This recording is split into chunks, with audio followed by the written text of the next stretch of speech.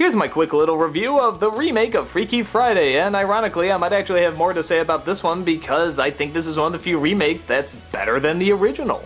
The setup is still the same, it's still a girl and her mother who switch places, but this time it's played by Jamie Lee Curtis and Lindsay Lohan. And truth be told, I just think their performances are better.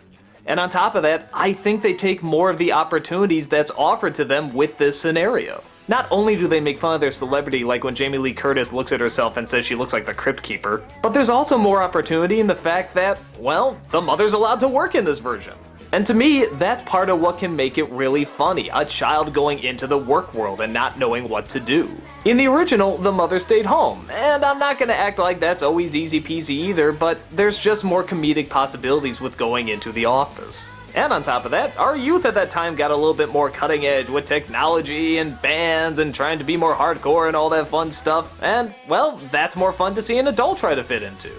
Even though some of it is getting a little dated, but to me, it's still funnier. Hell, I think the original Freaky Friday actually might have been a little funnier if it was a little bit more dated. Like, what if she did get a little bit more into the hippie culture, or protesting, or the wars, or something? I don't know, just something to make it a little funnier. But in this one, they take every advantage, and it's a ton of fun.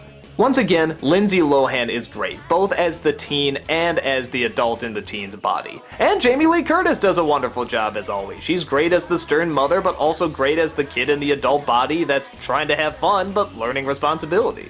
And I don't know, maybe because more of these cliches have been done in the past, there is more of this pressure to not repeat them. And yeah, you gotta hit a few, and they do, but at the same time, they try to keep it a little bit more fresh, which I like.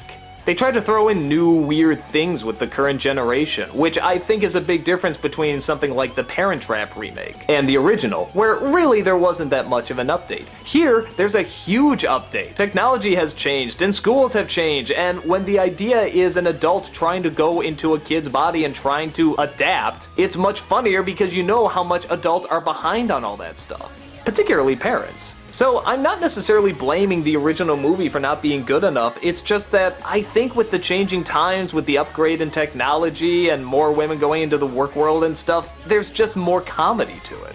And like I said before, getting rid of a lot of past cliches, but still keeping the ones that are probably needed to make the story work.